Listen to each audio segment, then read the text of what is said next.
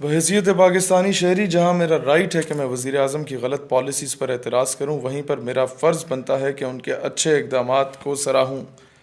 अक़वाम मुत्तहिदा में जो तकरीर की, जो अल्फाज सबसे बेहतरीन मुझे लगे, जहाँ उन्होंने कहा कि hope for the best and prepare for the worst, कि अच्छे की उम्मीद रखो और बदतरीन हालात के लिए तैयार रहो। और साथ ही ये कहा कि दो ही सूरत हाल हैं, या हम सरेंडर कर लें या हम शहादत दे दें, या हम हथियार डाल दें या फिर हम जंग लड़ें। और तीसरी बात उन्होंने की कि फिर हम मुसलमान हैं, हम ला इलाहा इल्लल्लाह पे यकीन रखते हैं, अल्लाह के अलावा किसी और के आगे झुकते नहीं हैं, अल्लाह के अलावा किसी और को माबूद नहीं ठहराते। इसी एक जुमले ने हिंदुइज़म की इंटरनेशनल लेवल पे नफ़ी भी की और कहा कि हम आखिरी हद तक जाएंगे। मैं समझता हूँ कि यही वो जुमले थे जिसका ये 22 करोड़ अवाम इंतज़ार कर रही थी। यही वो स्टेटमेंट थी जिसका कश्मीरी अवाम इंतज़ार कर रही थी कि कोई तो माजरत ख़वाना रवैये से निकल के एक स्ट्रॉन्ग रिप्लाई आए। और मैं कहना चाहूँगा शाबाश इमरान खान, ज़बरदस्त रिस्पांस, ज़बरदस्त तकरीर। और एक और बात साथ में ऐड करना चाहता हूँ, अक़वाम मुत्तहिदा की करारदादों से अगर कश्मीर आज़ाद होना होता तो 72 सालों से मसला कश्मीर लटक ना रहा होता।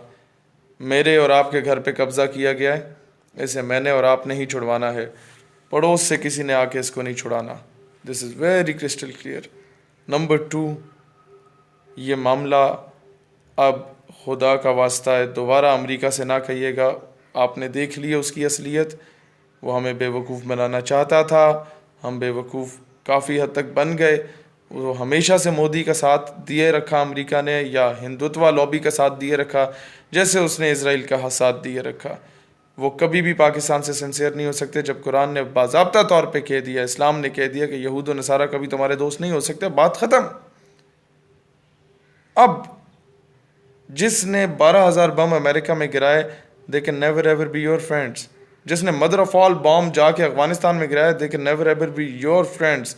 जिसने फ़लस्तीन को तबाह करने में इसराइल का साथ दिया, they can never ever be your friends.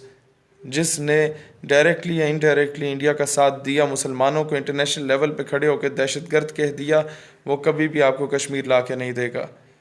जिस तरीके की आपने वहाँ स्पीच की, ऐसी ही स्पीचेस की ज़रूरत है और इसी चीज़ को इम्प्लीमेंट करने की ज़रूरत है। आवाम को इस वक्त मॉरली इसका मोराल हाई रखें। आवाम आपके हमेशा साथ देगी अगर आप वाकई अमली तौर पे इस पे काम करेंगे। ये याद रखना, ये कौम की माएँ बहनें बेटियाँ खाइयाँ बेलचे लेके निकलने वाली हैं। एक कौम की वो जवान चविंडा के जो हैं वो आज भी उसी तरह जिस्मों पे बम बांध के हिंदुस्तानी टैंकों पे कूदने को तैयार हैं। इस कौम की माएँ, वही GHQ की 6 सितंबर की तकरीब याद आ जाती है बार बार, जिसका जिक्र करता हूँ कि एक पठान माँ को बुलाया गया, तुम्हारा बेटा शहीद हो गया, क्या कहोगी अभी इस पर?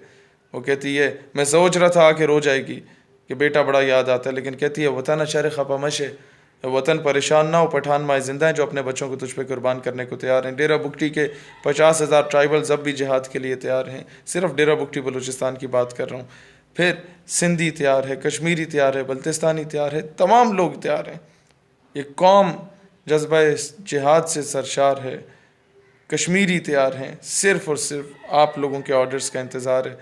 अल्लाह ताला इस कौम को मुत्तहिद करे। याद रखिएगा, ये कौम सियासी और मसलकी इख्तिलाफ़ात को पीछे रखेगी जब बात इस्लाम और पाकिस्तान की होती है।